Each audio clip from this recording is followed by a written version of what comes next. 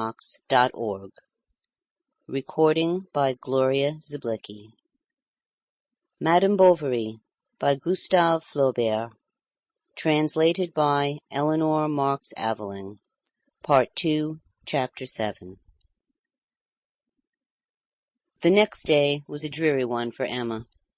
Everything seemed to her enveloped in a black atmosphere, floating confusedly over the exterior of things, and sorrow was engulfed within her soul, with soft shrieks such as the winter wind makes in ruined castles. It was that reverie which we give to things that will not return, the lassitude that seizes you after everything was done, that pain, in fine, that the interruption of every wonted movement, the sudden cessation of any prolonged vibration, brings on. As on the return from Vaubyessard, when the quadrilles were running in her head, she was full of a gloomy melancholy, of a numb despair. Léon reappeared, taller, handsomer, more charming, more vague. Though separated from her, he had not left her. He was there, and the walls of the house seemed to hold his shadow. She could not detach her eyes from the carpet where he had walked, from those empty chairs where he had sat. The river still flowed on, and slowly drove its ripples along the slippery banks. They had often walked there, to the murmur of the waves over the moss-covered pebbles. How bright the sun had been! What happy afternoons they had seen alone in the shade at the end of the garden! He read aloud, bareheaded, sitting on a footstool of dry sticks. The fresh wind of the meadow set trembling the leaves of the book and the nasturtiums of the arbor. Ah! He was gone, the only charm of her life, the only possible hope of joy. Why had she not seized this happiness when it came to her? Why not have kept hold of it with both hands, with both knees, when it was about to flee from her? And she cursed herself for not having loved Léon. She thirsted for his lips. The wish took possession of her to run after and rejoin him, throw herself into his arms and say to him, "It is I am yours." But Emma recoiled beforehand at the difficulties of the enterprise, and her desires, increased by regret, became only the more acute. Henceforth the memory of Léon was the centre of her boredom. It burnt there more brightly than the fire travellers have left on the snow of a Russian steppe. She sprang towards him, she pressed against him, she stirred carefully the dying embers, sought all around her anything that could revive it. And the most distant reminiscences, like the most immediate occasions, what she experienced as well as what she imagined, her voluptuous desires that were unsatisfied, her projects of happiness that crackled in the wind like dead boughs, her sterile virtue, her lost hopes, the domestic tete-a-tete, she gathered it all up, took everything, and made it all serve as fuel for her melancholy. The flames, however, subsided, either because the supply had exhausted itself, or because it had been piled up too much. Love, little by little, was quelled by absence, regret stifled beneath habit, and this incendiary light that had empurpled her pale sky was overspread and faded by degrees. In the supineness of her conscience, she even took her repugnance toward her husband for aspirations towards her lover, the burning of hate for the warmth of tenderness. But as the tempest still raged, and as passion burnt itself down to the very cinders, and no help came, no sun rose, there was night on all sides, and she was lost in that terrible cold that pierced her. Then the evil days of Tostes began again. She thought herself now far more unhappy, for she had the experience of grief, with the certainty that it would not end. A woman who had laid on herself such sacrifices could well allow herself certain whims. She bought a Gothic prie-dieu, and in a month spent 14 francs on lemons for polishing her nails. She wrote to Rouen for a blue cashmere gown. She chose one of Leroux's finest scarves, and wore it knotted around her waist over her dressing-gown. And with closed blinds and a book in her hand, she lay stretched out on a couch in this garb. She often changed her coiffure. She did her hair à la chinoise, in flowing curls, in plaited coils, She parted it on one side and rolled it under like a man's.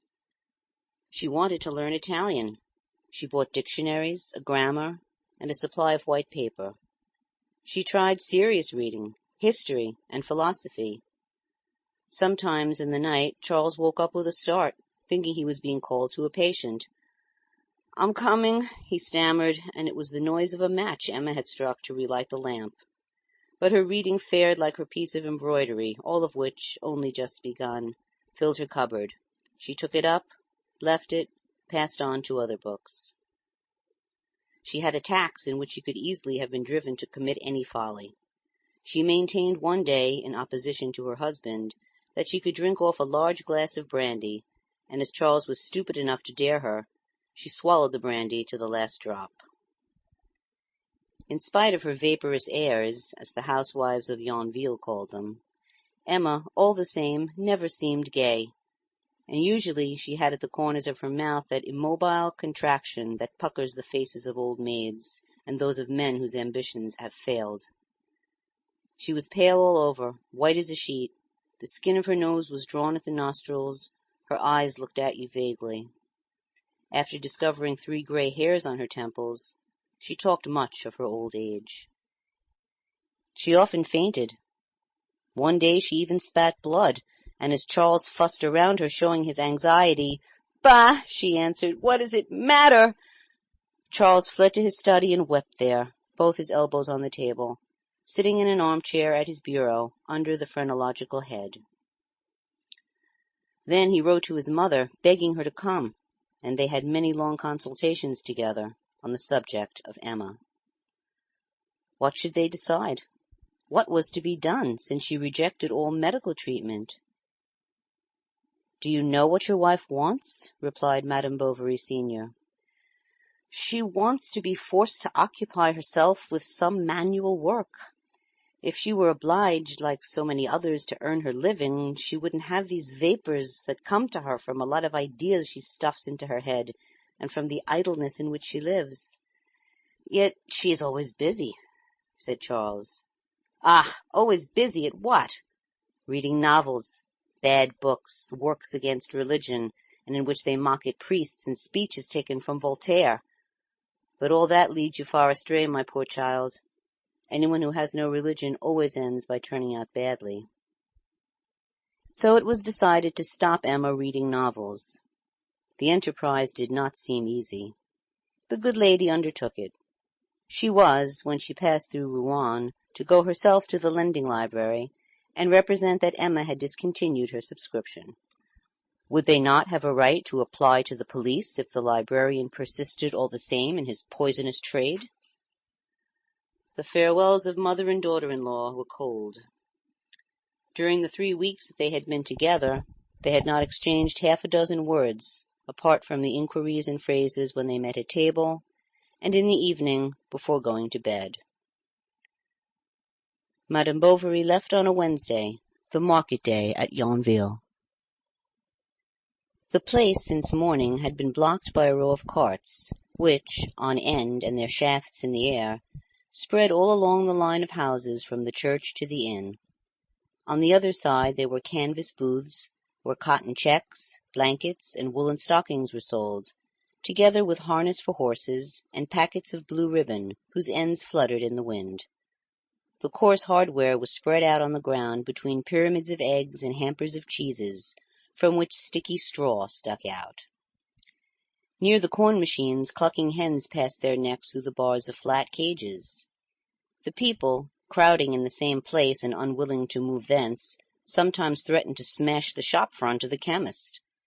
On Wednesdays his shop was never empty, and the people pushed in less to buy drugs than for consultations.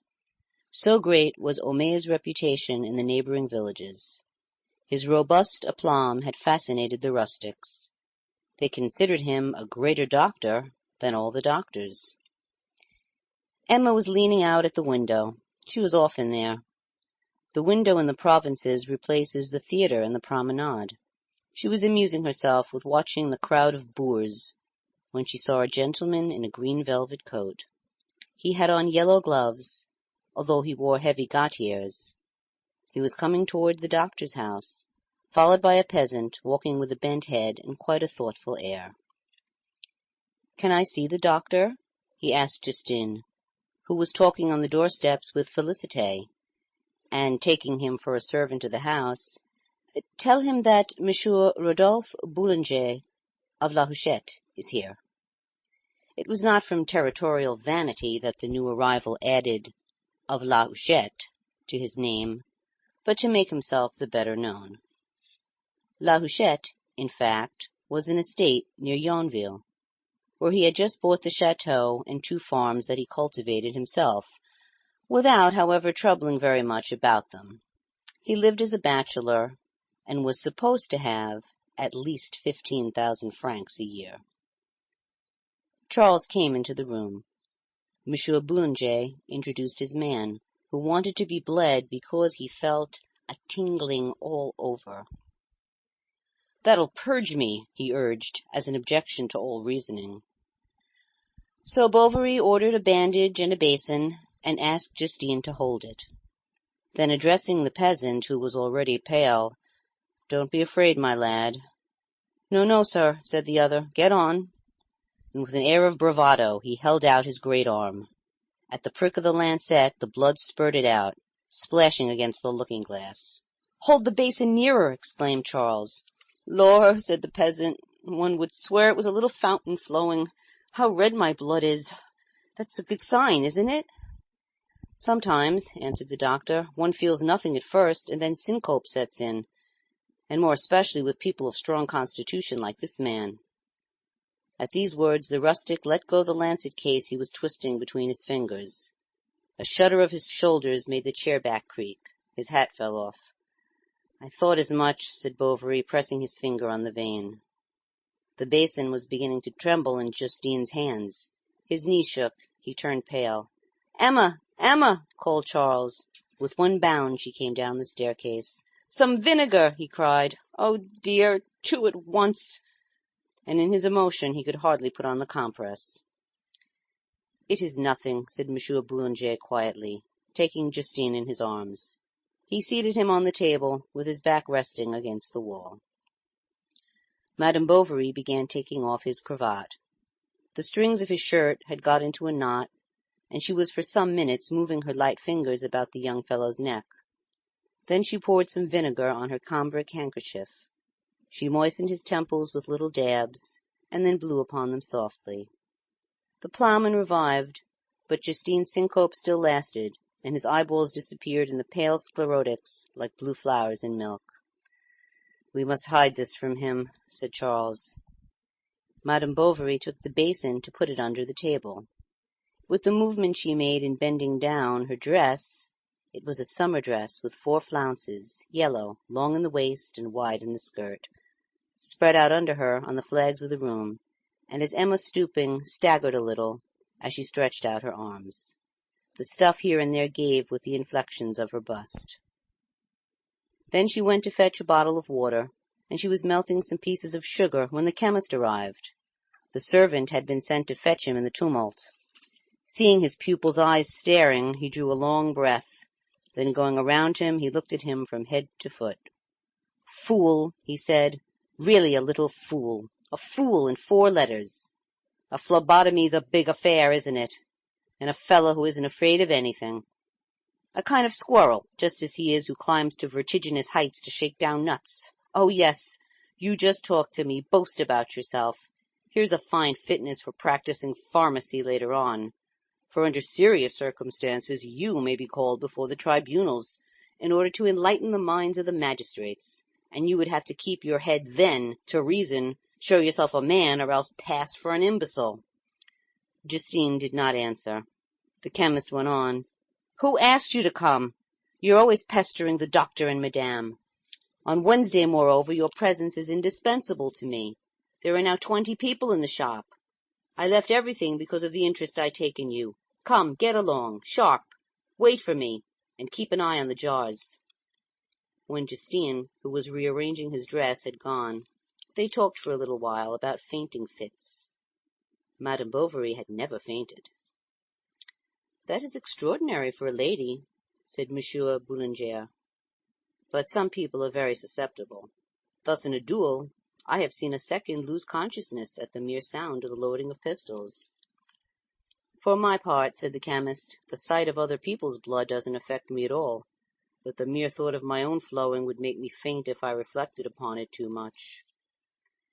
Monsieur Boulanger, however, dismissed his servant, advising him to calm himself, since his fancy was over. It procured me the advantage of making your acquaintance, he added, and he looked at Emma as he said this. Then he put 3 francs on the corner of the table, bowed negligently, and went out. He was soon on the other side of the river. This was his way back to La Huchette, and Emma saw him in the meadow, walking under the poplars, slackening his pace now and then, as one who reflects. She is very pretty, he said to himself. She is very pretty, this doctor's wife. Fine teeth, black eyes, a dainty foot, a figure like a Parisienne's. Where the devil does she come from? Wherever did that fat fellow pick her up?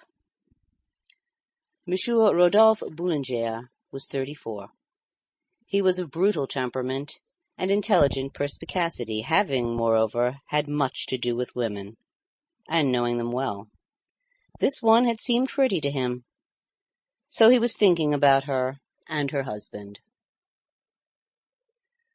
I think he is very stupid. She is tired of him, no doubt. He has dirty nails and hasn't shaved for 3 days. While he is trotting after his patients, she sits there botching socks, and she gets bored. She would like to live in town and dance polkas every evening. Poor little woman.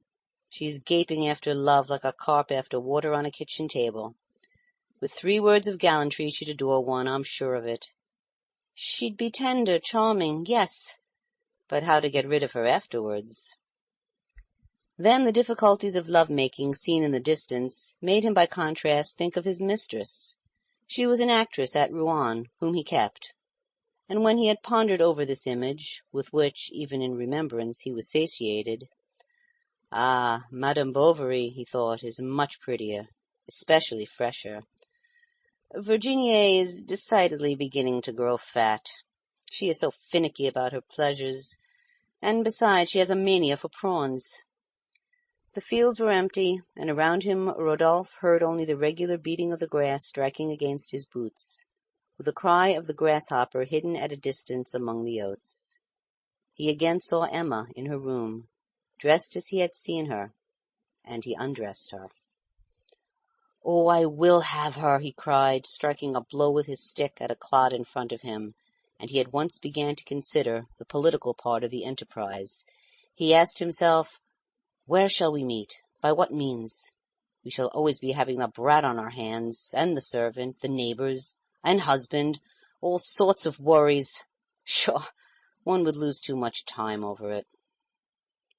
Then he resumed, "She really has eyes that pierce one's heart like a gimlet. And that pale complexion. I adore pale women." When he reached the top of the Arguelles Hills, he had made up his mind. "It's only finding the opportunities. Well, I will call in now and then. I'll send them venison, poultry. I'll have myself bled if need be. We shall become friends. I'll invite them to my place. By Jove," added he, "there's the agricultural show coming on. She'll be there. I shall see her. We'll begin boldly, for that's the surest way." End of Part 2, Chapter 7.